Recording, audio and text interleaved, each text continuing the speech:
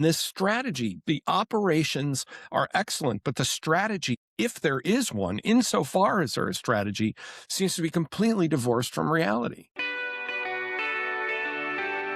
And on the Michael Medved Show, it is always an honor and a pleasure to welcome back to the show Tom Nichols, who is a staff writer at The Atlantic right now and a contributor to the Atlantic Daily newsletter. He's also professor emeritus of national security affairs at the U.S. Naval War College, where he taught for some 25 years. He's also an instructor at the Harvard Extension School. He's the author of an indispensable piece in The Atlantic called Operational Excellence, Strategic Incompetence. And in that piece, he labels the dangers associated with what he calls the victory disease. But before we get to that, a reminder to subscribe to our YouTube channel, where we will have guests of close to the quality of Tom Nichols. It's Michael Medved Official is the name of our YouTube channel. Tom, define, if you can, this disease that you apparently taught about at the Naval War College called the victory disease. How does that work? It's an old term. I mean, it goes back a long time, and it's the problem that when national leaders see a lot of military excellence gaining them operational victories, that is, victories in individual battles over and over again, that they somehow think that that's the same thing as winning the war. That they get detached from their larger strategy. They start to enlarge their aims. They want to move on to try, for even bigger gains. And they don't realize that, we all know the old expression, right? You won the battle, but you lost the war. Victory disease is what happens when you start focusing on your ability to win individual battles. The way the U.S. military is doing right now in Iran, they're performing magnificently. They're not performing flawlessly. They've obviously, I think it's pretty clear that we probably mistakenly hit that school. There are always... Go back to World War II. We accidentally bombed France and our own guys at various points. No matter how good the military is, there are going to be those kinds of mistakes. But overall, to attack a country this size, destroy these targets, they're performing just astonishingly. But to what end? Is this adding up to strategic victory? And just to give you a couple of quick examples, I mentioned them in the piece. Xerxes, the Persian emperor, who defeated the Greeks in the Eastern Aegean and just chased them all the way into Greece because he just kept winning, didn't realize how overextended he was, ends up getting crushed at the Battle of Salamis, a historical defeat.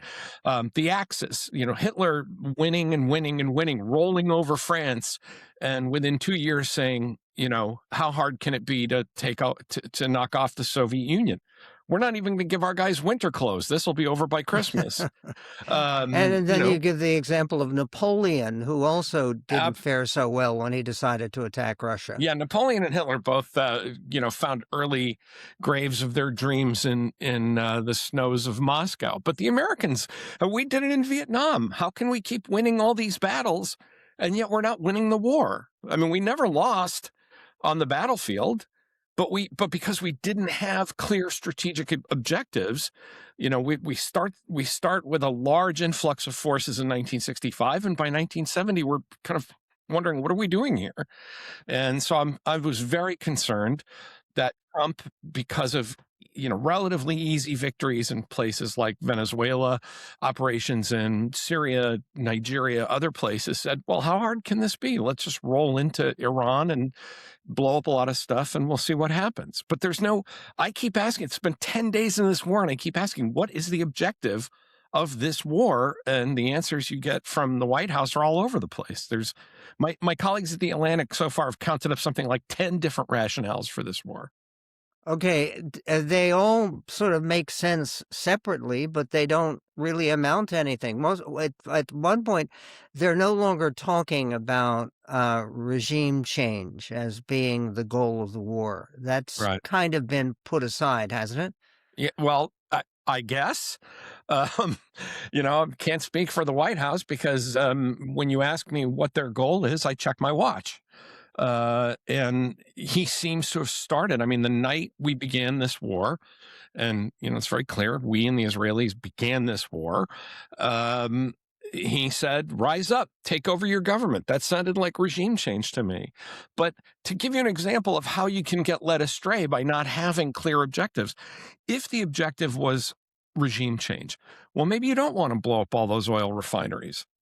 Maybe the new government of Iran that you think is going to take over, somebody would have to reconstruct those. I mean, when we went into Iraq the second time, we and a valiant operation. This is one of my favorite stories from that war. Valiant operation by the Poles. We seized a lot of Iraq's oil production stuff so that Saddam wouldn't destroy it, because we were very conscious that we wanted another regime in there to be able to come in and use that stuff. Well, okay, but if you've given up on regime change, maybe you do blow up the refineries. Maybe you do blow up the storage tanks. It depends on what you want to do. And every time you ask this White House, this administration, what do you want to do? You get, better life for the Iranians, no more nuclear weapons. We're going to take out the proxies. We're not, that's a whole lot of stuff that can't be solved by just bombing over and over again. Right now, there's a lot of discussion about the enriched uranium that the Iranians still control. And the idea that it's virtually inconceivable that we get to that enriched uranium without boots on the ground. Do you agree with that analysis? Absolutely. First of all, we don't know where it is. We know where some of it is. It's buried under a lot of rubble, but it's still there, and it'll take time to get it out. But there may be other storage facilities. There may be other barrels of this stuff in other places. And unless you really are going to just roam around, this country that is vastly larger than Iraq, then you're not going to find it. So which is it? Again, is this the war are we clearing out all of the Iranian military capability in this very effective way that we're doing so that we can insert a force to go hunt down uranium? Okay, then say so. But every time, again, that question, well, no boots on the ground. Well, maybe special forces. Well, we're not sure. Well, this is madness. Strategically speaking, this is madness. The idea that boots on the ground would even be tolerated by American public opinion. The most recent Quinnipiac had a poll today. 72% of Americans oppose boots on the ground. Do you think the administration is aware of that, of the depth of indication of public opinion goes? We will continue with Tom Nichols. He is a professor emeritus at National Security Affairs at the U.S. Naval War College, where he taught for some 25 years. And of the various different goals for the war that have been put forward by Pete Hegseth or by Donald Trump himself, not so much by Secretary Rubio, but him too, which of those goals should be isolated as most credible and most viable for changing the public skepticism about this war, which is a factor defining real victory? We will get to that and more with Tom Nichols here on the Michael Medved Show.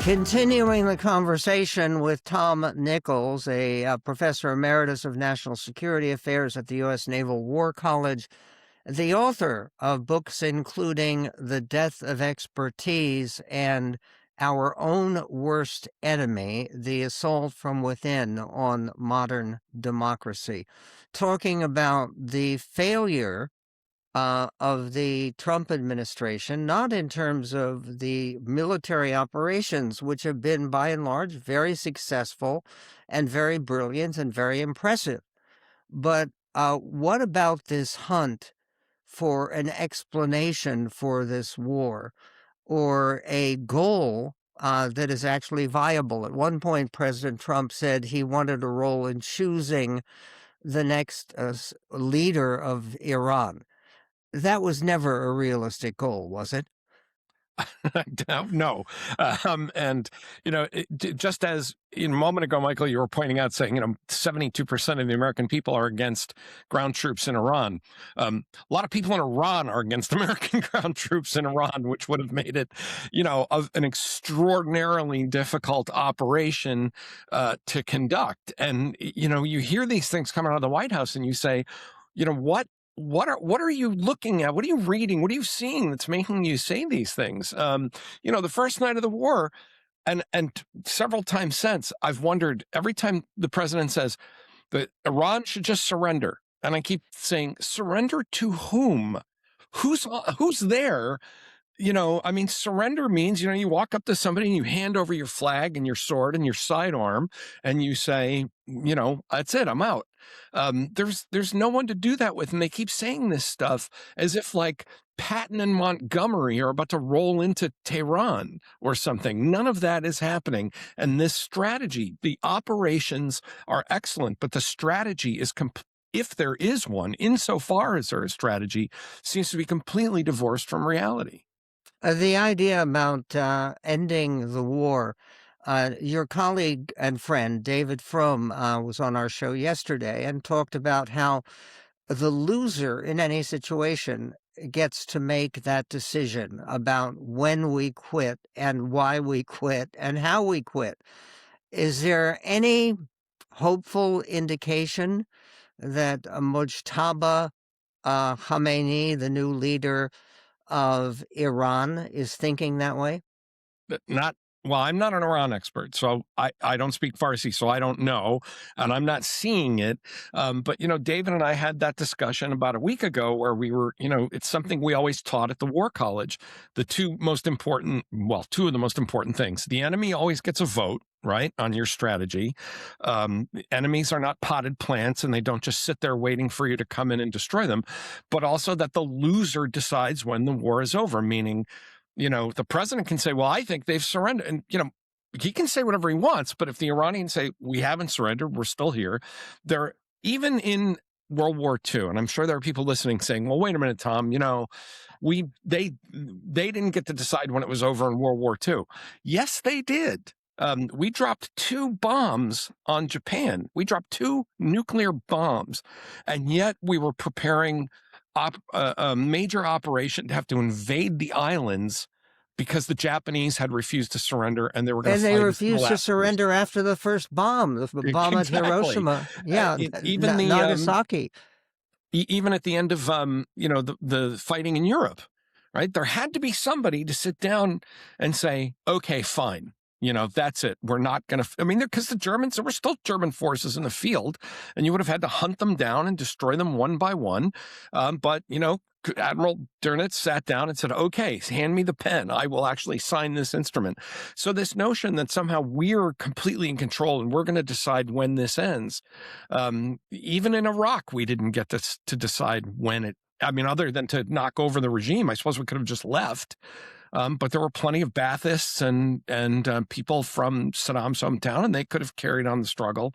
So I think people really need to kind of get a grip about realities of the situation, but also to ask their government, why are we here? What is it we're supposed to be doing? What is it, Mr. President, that you think is going to be achieved when you say, as he did to calm the markets the other day, I think we're almost done.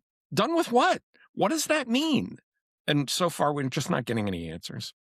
Okay, in terms of just announcing victory. We've done what we needed to do. We've achieved these amazing things, and we're going home. What is preventing President Trump from following that kind of course of action? Pride, ego. I think the inability to comprehend what's going on. You asked in the previous segment, does he really know how unpopular this war is? My guess is he probably does not. I think the president has has this tendency to try to wish things into existence. But he thinks that by saying things, he manifests them. Well, the war is popular. The SAVE Act is popular. Inflation is down. Stocks. I mean, he says things hoping that they become reality. Gas prices are lower than $2 a gallon. Yeah. Which of course was not the truth even before the war. So I think among the other things preventing this is, he would have to explain, I guess, to the American people, okay, we've come home. We've taken casualties today. Just today, the Pentagon announced taking something like 150 wounded. And you're going to have to explain what it was you think you were doing. And I think he still believes somehow this is all going to kind of go the way he wants it to go, when in fact, Michael, we were talking about, he could just say, look, we've destroyed their nuclear capability. We've taken them off the board as a player in the region for a while. And, that's good enough for 10 days of war. And, now we're going to come home. But I think he's just, when you start with surrender to, I don't know, the Rebel Alliance or whatever he thinks is there, it's very hard to backpedal to, fine, we're going to come home and we're going to leave a new Ayatollah in place. Why has the president done virtually nothing to try to enlist some of our closest allies, like Britain and France and Germany and other NATO powers, into support of this war? Because he doesn't like them. I mean, I'm sorry, Michael, and I know that sounds very reductionist and simple, but the fact is he doesn't like them. He doesn't like alliances. He doesn't like having to explain himself. He doesn't like having to work with the last time we had a really good meeting with our allies, it was when they all flew over here to talk him out of doing something stupid after he'd met Putin in Alaska. And the allies, I think, played him beautifully. They all came to the Oval Office and they said, you're very wise, very smart, very handsome man, Mr. President. We all think the world of you, so please don't do this. And he basked in that. And they managed to kind of stop him from going off the rails. But, when it comes to something like this, where he's asking our allies to risk blood and treasure for a war of very unclear objectives that he and Netanyahu were itching to start, he doesn't want to have to go there and treat them like peers or equals or friends. He just wants them to do whatever he said. You saw this with Spain, right? Spain didn't let us easy. Well, then Spain should get out of NATO. Newsflash, Mr. President, when Ronald Reagan launched an attack on Libya 40 years ago, some of our allies didn't let us use their airspace, and we had to go fly around Spain and go the long way in. And, they were still our allies. Families have feuds. We can get over this, but he doesn't think in those terms. He thinks alliances are just something that he owns, like part of his, business empire.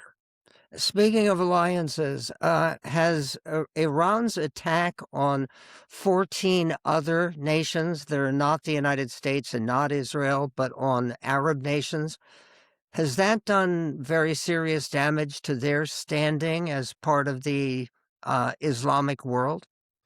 Again, I'm gonna beg off here as not being an expert on the intricate dynamics of Gulf politics. My first reaction to that was that it was an Iranian that the Iranians made a mistake here. One of the first rules of good strategy is don't proliferate your enemies when you don't need to.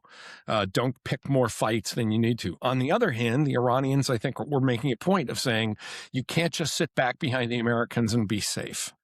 And so, that may have given them something to bargain with, but the idea that somehow we kind of blundered into this and didn't think about the possibility that the Iranians were going to start killing people in every direction around them tells you that we just didn't think this through.